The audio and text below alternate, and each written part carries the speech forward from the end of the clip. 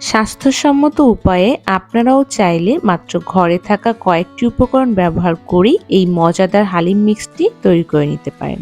তো এর জন্য আমি 1 কাপ পরিমাণ নিয়েছি মাসকলাইয়ের ডাল, হাফ কাপ পরিমাণ মুগ ডাল, হাফ কাপ পরিমাণ মশারির ডাল, হাফ কাপ পরিমাণ গম, হাফ কাপ পরিমাণ বুটের ডাল আর হাফ কাপ পরিমাণ পোলার চাল।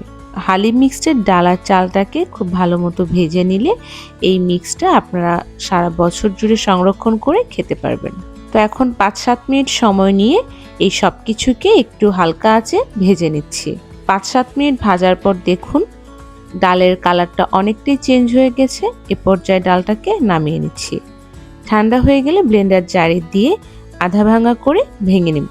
একদম মিহি করে ভাঙা যাবে না, একটু দানাদার করে ভেঙে নিচ্ছি। এ পর্যায়ে আপনারা হালিম মিক্সটাকে সংরক্ষণ করে সারা মাস জুড়ে খেতে পারবেন। হালিম মিক্স তৈরি করার জন্য এখন আমি একটা স্পেশাল মশলা তৈরি করে নিচ্ছি।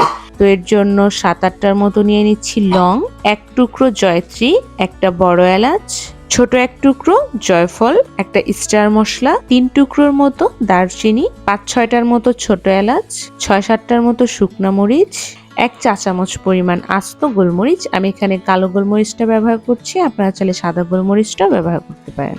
1 টেবিল চামচ পরিমাণ নর্মাল যে জিরাটা আছে সেই জিরাটা নিয়ে নিচ্ছি।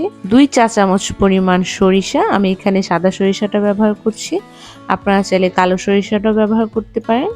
হাফ চা চামচ পরিমাণ মেথি, 1 টেবিল চামচ পরিমাণ আস্ত ধনিয়া, 1 চা চামচ পরিমাণ রাঁধুনি, 1 চা চামচ পরিমাণ মৌরি বা মিষ্টি জিরা, আর দিয়ে দিচ্ছি 2টা তেজপাতা। আমি তেজপাতাটাকে ছোট ছোট টুকরো করে নিচ্ছি।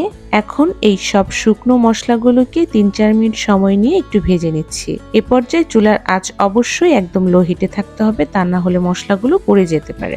মশলাগুলো ভাজা হলে কিছুটা ঠান্ডা করে ব্লেন্ডার জারে দিয়ে আমি ব্লেন্ড করে নিচ্ছি। তৈরি হয়ে গেল শাহী মশলা। তৈরি হয়ে গেল খুবই সহজেই অল্প সময়ে ঘরে তৈরি হালিম মিক্সড।